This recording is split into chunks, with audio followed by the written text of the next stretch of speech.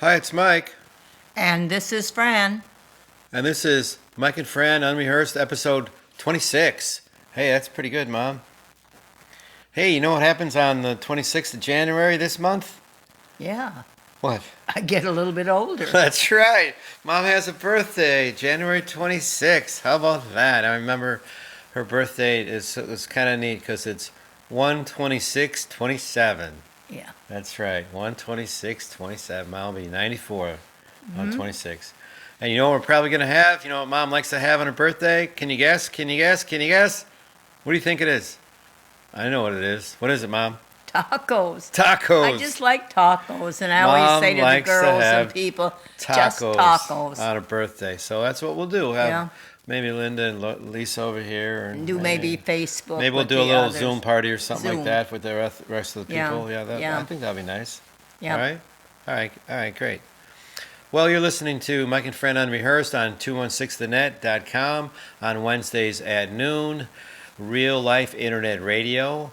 And I want to remind you guys that if you go to my website, www.mikeandfranradio.com, you'll see all of our episodes there. And then you'll see a couple of free gifts for you guys there, too, for my buddy Joe the Plumber. When you got to go, who are you going to call? You're going to call Joe. When you got to go, you're going to call Joe. That's right.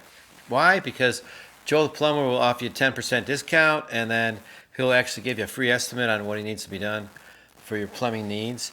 And my friend Wendy Lally, who has a show on Mondays at 11:45, is offering a free 60-minute coaching session to you guys off my website.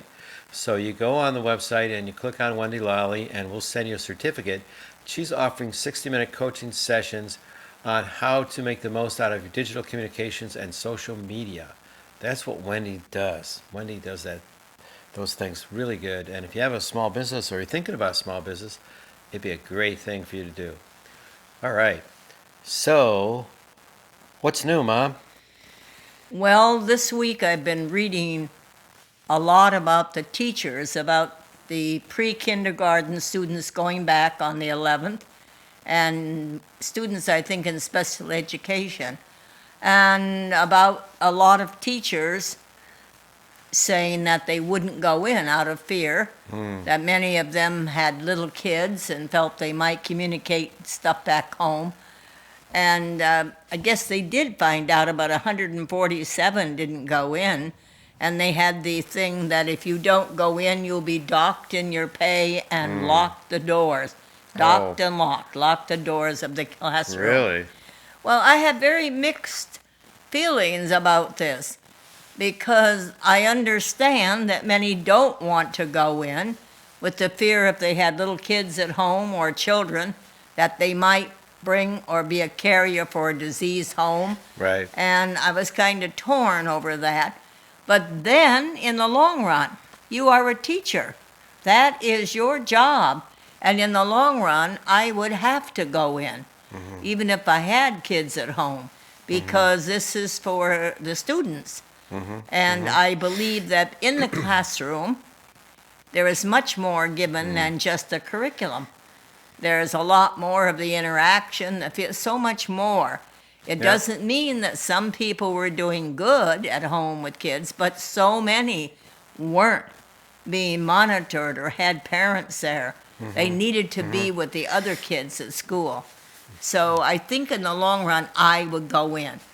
I was influenced more as I got a phone call from someone giving me an early birthday. One of my friends, Jean Brumwell, who is a nurse and who works in doctor's offices and hospitals. And she said, well, we never had that. That was our job, working with people. That was what we committed ourselves to. That's right. And I thought, well, that's true. As a teacher, that's what I would have committed myself to. And I would go Well, in. Don't you think that maybe older students can learn better by remote than maybe younger students, or do you think it I really think they're makes that better much of a difference? well, I think they might be better adapt to do it than the smaller ones. Yeah. But it depends on the situation, where But- they are and how. Okay, but early on I heard about college students complaining Yeah. about paying the same tuition as they would pay if they were in class, and now they're taking the class remotely, and they don't think that they're getting as much out of the class. So I'm skipping all the middle school and the high school, and Well, I'm you going don't to get like the college interaction between the students in a classroom. level. No, but You're alone, but you're still are being taught the same the lessons. higher level educators Yeah. give a lot more in their classroom than you would But- over a Zoom Yeah, call, yeah. probably. Well, there are a lot of colleges that give graduate degrees and things totally over the Online. You mean online, yeah. online. Yeah. And I don't know. No. You're still getting the instruction of a teacher, of a professional. I don't know, really. Well, don't you think that parents have come to appreciate teachers more than maybe what they did in the past? Oh, Because, I can't begin to tell you I mean, the difference of finding out when they have to do it all themselves. yeah, That how much is involved. It just isn't picking up a class book, no, a textbook. It's so many other things involved. The interaction, the teaching, the manners, to camaraderie, many things in this group action together. So much more. And I think parents found that out when they had to do it, as saying, "Oh my God, I can't wait for them to be back in school." right, And, right. but some right. people are born teachers, some could handle it well, Yeah, but not yeah, all. yeah. Not a lot of people. Well, I'll tell you. And the kids want to be back with their friends, Right, their pals, right, their friends. right, You all absolutely. remember the friendships and the things you had, going out to play at recess and Right. all of that. Yeah, sure. There's nothing like going to school. Yeah, Yeah, and well, and then all the other extracurricular activities Yeah. and all the other stuff Yeah. too. Like in middle school and all that kind of thing. well, yeah, like your gym class, your music class, all of that. Yeah, You know? right. And you're not going to be able to do that at No, home. no, No. no. And if you're playing in a band and you're playing an instrument, Or if you're in sports, um, if you're in sports, you can't do track. that. You can't do those kind of things Yeah. remotely. no. I mean, you could play an instrument one-on-one, but you can't play like an orchestra or a Yeah. band, or No, anything it's like far that, different.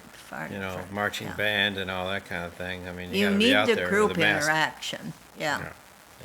Yeah, it's gonna be tough. So Yeah. so these next few weeks, we'll see how they're gonna Well, then sort of February the you know, 1st, I open- think the well, rest of the students are going back. They just open up for what? Yeah. What, pre-kindergarten? Pre-kindergarten and people in special education, I believe. And then Yeah. it's going to go to grade school and middle school and then high school, I guess, like in the next couple of weeks or so. Yeah. Wow. I think Well, so. I'm still teaching my 1 hour a week ESL ESL. class. English is a second language. And it's been on Zoom for a long time now. And I kind of lost some of my students because They had one the of my kids one of my students had her kid at home, and she's an only child, and the kid has to eat lunch at like 11:30 every day. And if the kid doesn't eat lunch, we have a problem. So I think you have a problem already. well, my class was during the time that she had to be Yeah. making lunch, and it just wasn't working out, so Yeah. she couldn't be in my class. And then another one dropped off because she had some family issues and things, and I don't know, they just kind of lost their enthusiasm, I think. So I had one guy on there, my Korean friend David, and it turned into sort of a discussion about, what could I do to help him find another job, because he was driving for Uber and he wasn't making that much money and he was looking for another job. And so I would call employers. I would say, "Oh, you want to drive a truck?" He goes, "Yeah, maybe mid-sized truck, maybe not so big." So I started calling on some jobs that we saw, To help him out. to help him out. And I interviewed him, and I said, "My friend is Korean, and he's looking for a job, and he doesn't have a CDL license. What would you recommend?" And he would say, "Well, normally you have to have 2, 3, 4, 5 years experience to drive for CDL, a truck, and normally it's a big deal. You're gone like weeks at a time, and you don't necessarily have to own a truck, but you probably make better money if you do." But they all wanted experience. And what he said was, if you really want to get started in that area, you should call like FedEx or UPS because they're a little bit more lenient as far as that goes. And Did his he language find- skills weren't that great, and he was Oh. always been worried about that. No, he didn't wind up pursuing that.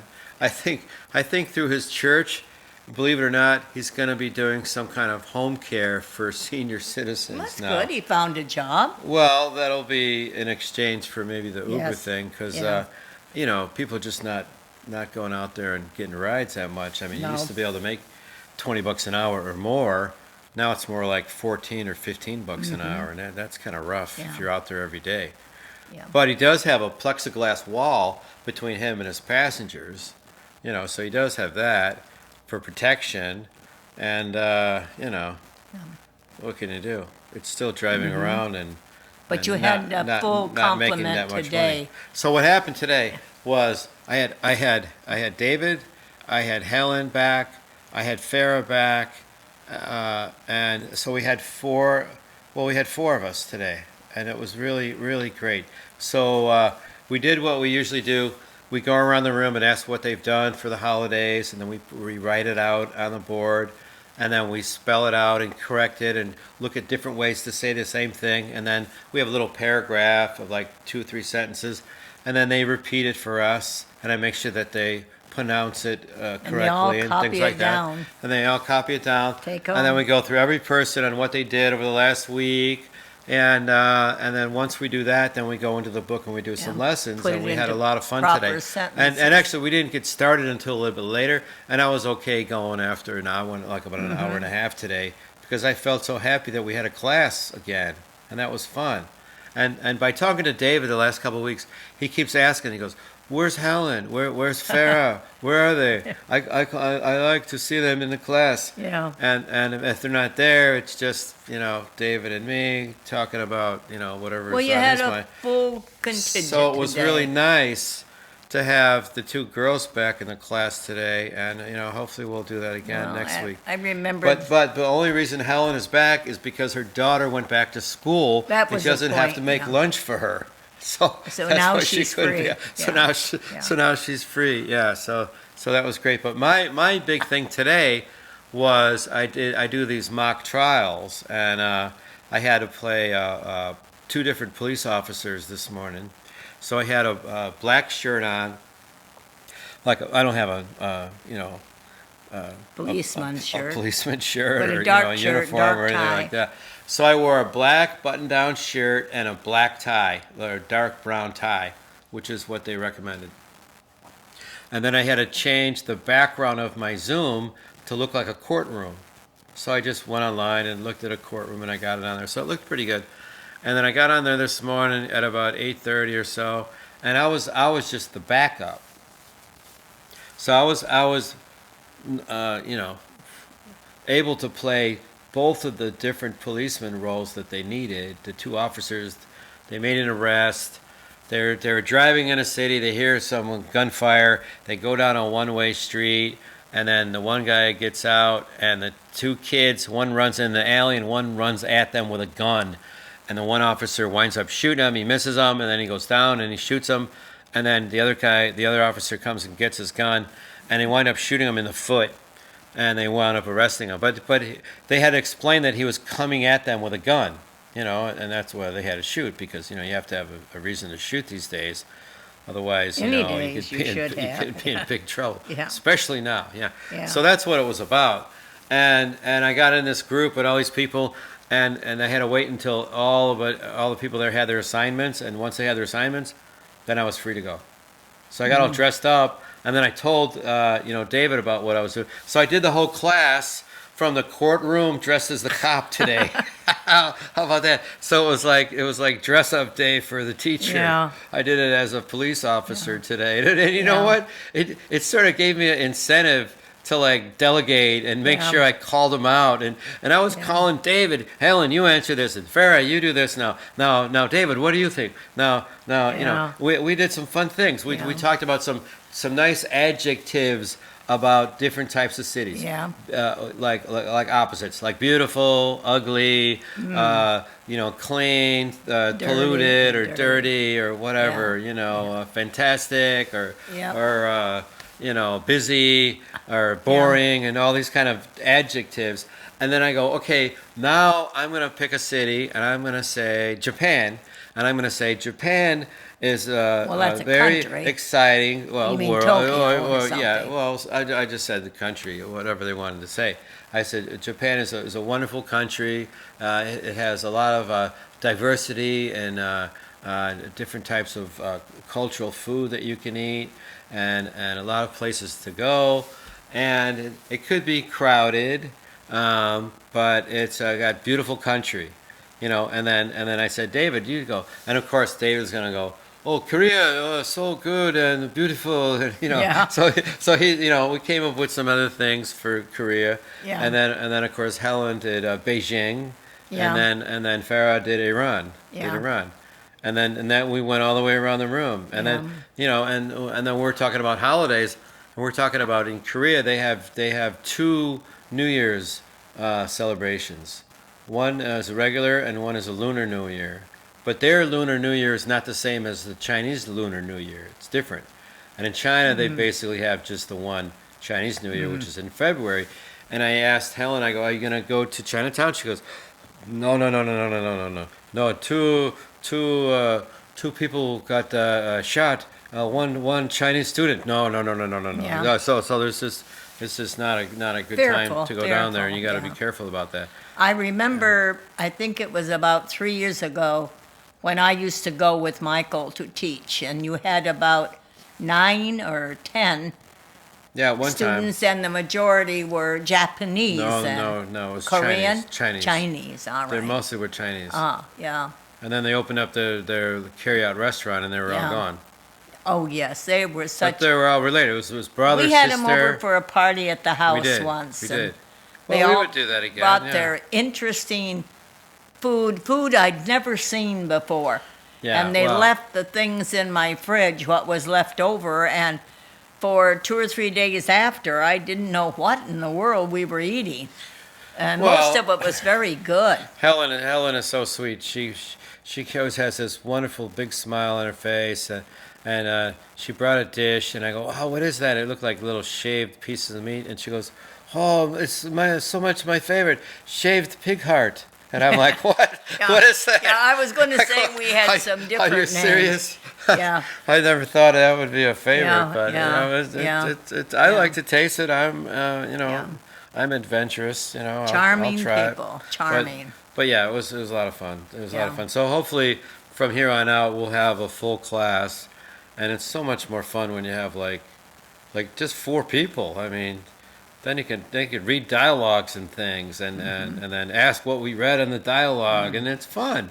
It's Yeah. really a lot of fun, and we really had a good day. I wouldn't mind if they went on for like 2 hours today. It was just too much fun. It Yeah. was just too much fun. So I really enjoyed it today. Well, they were very delightful and very courteous and nice to me. Oh yeah. The majority of the people when I were there were Asian, and they were so respectful Oh yeah. of elderly folk that they were practically bowing to me every minute. It was being in like a la dream world there. Yeah, Well, Yeah. that's just how they are. But yeah, very, hopefully it'll very polite, it'll kind. pick up, and we can continue to go in the book, because I started feeling guilty because I wasn't opening the book. I was just doing like Michael's English, like, oh, what do you want to say? Let's say something, or what happened last week, and then I correct their sentence, and that's their English lesson. Yeah. But that's not enough. Right. It's right. not enough, because I'm realizing that David is struggling trying to speak to his Uber passengers. And now I feel bad. Now I feel like I'm not giving him additional language skills by just chatting with him and trying to help him find a job. We need to go through the book and go through some Yes. lessons and learn Yeah. some things, You need more basics. It takes time. It takes More time. basics. And I know he feels embarrassed about it, and I said, well, you can say a couple things. So if somebody says something you don't understand, you go, I'm sorry, my English is not so great. Can you repeat that? Or I'm sorry, I Politely ask. didn't hear you. Or so I had to tell him a couple different ways that he could ask for them to sort of clarify what they were saying. Otherwise, he would just go, "Oh yeah, yeah, yeah," ha, ha, ha, ha, and he And- wouldn't really know what they're yeah, talking about. yeah. Which is maybe the easy thing to do. But it didn't help. But I gave him a couple things to say, like, "I'm Yeah. sorry, my English is not so great. Yeah. What was it you said, or what do you mean by that, or how can you describe that a different way, or something." Anyway. Anyway, from here on out, I think we'll be opening the book, and then I'll be helping him out a little bit more. Yeah. All right, Mom. So here's a good question. What person did you admire when you were young, and what person did you admire when you got older? Yeah, because there's a big change from That's when right. you were small. That's right. I think we covered once before a person we admired, but this is asking what persons or different people at different times. You want me to go first? Sure. Well, I think the first person that I admired, I'll say, was the Roosevelts. Franklin Delano Roosevelt, who gave his speeches, his fireside chats. Gosh, I guess this was 30s, 40s, and Yeah. my parents listened after they listened to Gabriel Heater, who was a commentator, and you'd listen to him with his East Coast accent, "my friends," booming out. And he was a president, I think, for 4 terms, longer than anybody else. And I was one of those that admired him. I also admired his wife, Eleanor Roosevelt. Even though so much was made about her not being the prettiest lady, she was tall, statuesque, may not have had a beautiful face, but she had such a bright, giving brain. She was a very astute person. I heard her speak once on the radio. Her voice was rather thin and wavering, but she had a different voice. But it was the Roosevelts that I liked. As I grew up, I think some of the people you liked were actors. Robert Redford was Oh. my big Oh, yes. crush. I remember you saying And that. I always remember my story first that I told before, that I had my sisters aghast and dismayed when I was telling them once in Oregon many years ago that I was on a plane and it crashed, and Robert Oh, Redford and I were the that's only right. 2 that survived. That's right. Up in the mountains in Montana, in a cave in the frozen area, and we are sitting there starving to death, hadn't eaten for 3, 4, 5 days. And I've got a little speech thing over my head with hearts, love, just adoring this man. And he's got one over his head, and there's my fat arm. Now, my kids wouldn't laugh. I thought, he wanted to eat me. He was hungry. Yeah, I yeah. had all of this love, and he's thinking, food. Well, my sister said, you are demented. I happened to talk to my friend Jean Brumwell, and talking about my birthday, Robert Redford has a birthday the 26th, the same day as I do. Oh. Not the same year.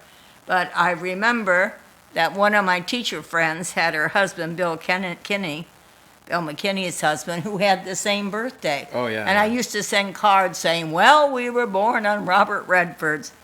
But she was talking about that she had recently listened to a broadcast of him talking about the trouble he had when he first became an actor, as he felt he was too good looking.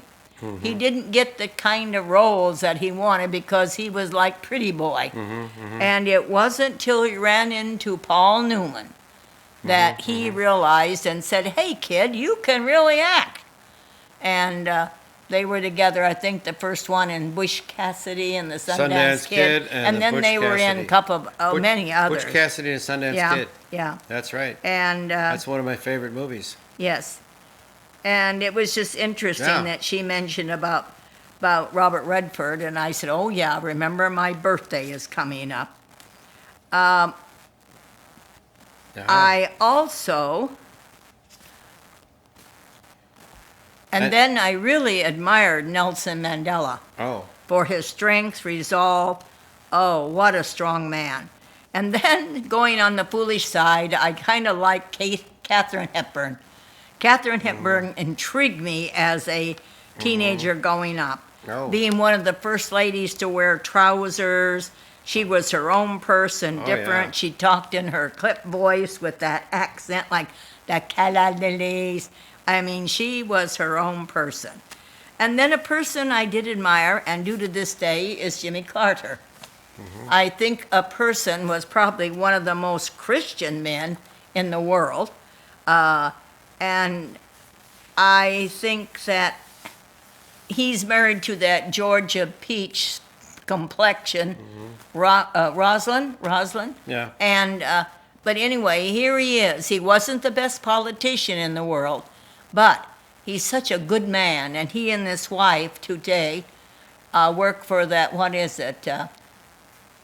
Houses for Humanity, I believe it is. Yeah, And I think so. I think I heard that, not maybe now with what's happening in Washington, D.C., but prior to that, that he and Roslyn wouldn't be there at the inauguration because of his frailty and age. Yeah. He has to be in his upper 90s. Well, that makes But sense. that's some of the people that I have admired or been intrigued with in my life. Michael, how about you? Well, I don't know. When I was very young, I guess the first memories I have would have been with John F. Kennedy getting assassinated. So, I mean, that was I didn't know anything about it at the time, but I learned about that event. You know, I was very small when that happened. Yeah, and as I grew older, I guess I liked Bruce Lee a lot, you know, and the films he did, and the way he came up with his own style of Oh, Jeet you Kune had his Do and- posters all over Yeah. in your room. Yeah. Well, I mean, he was quite an amazing person for what he did. He had the 1 inch punch thing. It was a big thing that he did. Yeah. And the films, and then he died so young, and it was like reaction from an aspirin. It was just ridiculous. And then he had a son and a daughter, and Brandon Lee was coming up in the movie business for a little while there, and then he had a terrible accident and died. And I was like, oh man, he was looking really promising, and you know, I was looking forward to seeing him in some more films. But you know, other than that, I guess I always was a fan of like Clint Eastwood. You know, I'd love to be like in a western somehow with him, one of those films. And then I guess being a Midwesterner, I kind of like David Letterman as a late night guy, because David Letterman would actually interview the guest and let them talk about things that we want to hear about. And he had a, you know, interesting way of doing that, kind of unique way of talking to his guests, where, you know, he wasn't always sort of like competing with them. Oh, I did this, or Or I did that, talking or I was over in a them, film, yeah. or, you know, no, David, you're not Yeah. an actor. You're a talk show host, and he knew that. But I liked how he interviewed people, and I still miss that guy a lot.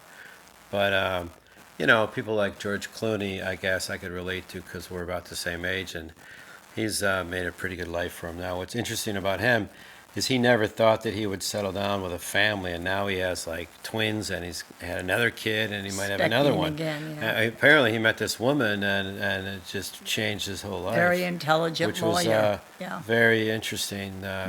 You know, kind of thing that could happen to somebody Yeah. later in their life, unless you know Yeah. he was going to be happy to be a bachelor the rest of his life, and Yeah. that changed. You know, but he never thought that would be his path, Yeah. so I thought that was kind of interesting. I can remember when we were out at O'Hare Airport taking a trip. And we, as I said, out at the airport, and all of a sudden we looked around and couldn't find Michael. And he was kept back at security, as he was a big fan of Sylvester Stallone. And he had a big bolero, a big knife Well, in it's the a bottom Rambo of his knife, suitcase. you know, I Rambo had it- knife. I forgot that I had it in he my had bag, from so, camping. yeah, well, Ha ha. Oh well, whatever. All right. So that's about it, guys. See y'all next week. Have a good one.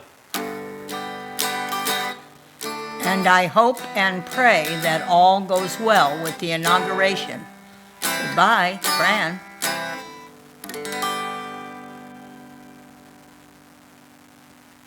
All right, Okay, that's it, Mom. all right. Say That's goodbye. a wrap. Goodbye. Bye.